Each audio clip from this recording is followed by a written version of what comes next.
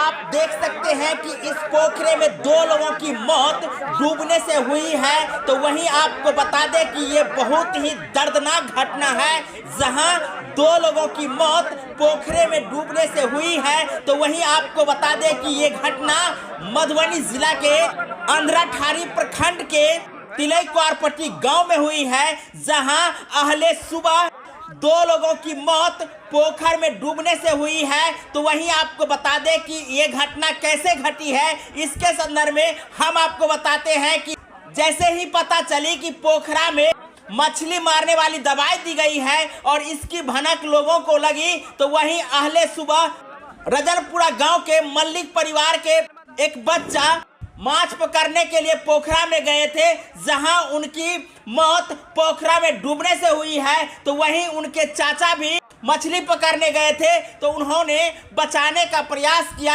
और इसी क्रम में वो भी डूबने लगे। इसी दरमियान गांव में काफी हो हल्ला हो गई कि बच्चे डूब गए हैं, और इस प्रकार सुनते ही सुनते लोगों की काफी भीड़ लग गई।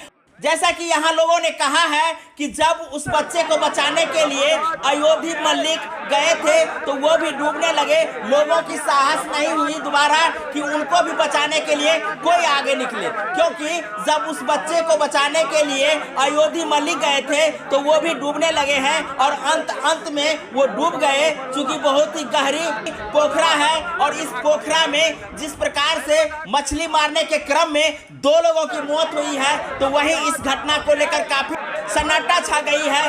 ग्रामीणों के मदद से अयोधी मल्लिक को बाहर निकाल ली गई है। तो वहीं एक लड़का जो डूबकर पोखरे के अंदर कहां चली गई है, अब तक नहीं निकाली गई है। इसके लिए एनडीआरएफ टीम को खबर की गई है। हालांकि उस बच्चे को निकालने के लिए एनडीआरएफ टीम आ रही है, इसकी भी हम आपको जानकारी देंगे कि किस प्रकार से इस बच्चे को पोखरा से बाहर निकालते हैं।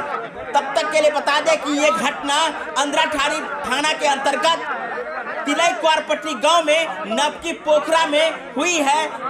इस घटना से काफी कोलाहल मच गई है। जैसे जैसे लोगों को इस घटना के बारे में जानकारी हुई है, वैसे वैसे घटना स्थल पर काफी भीड़ लगती गई है।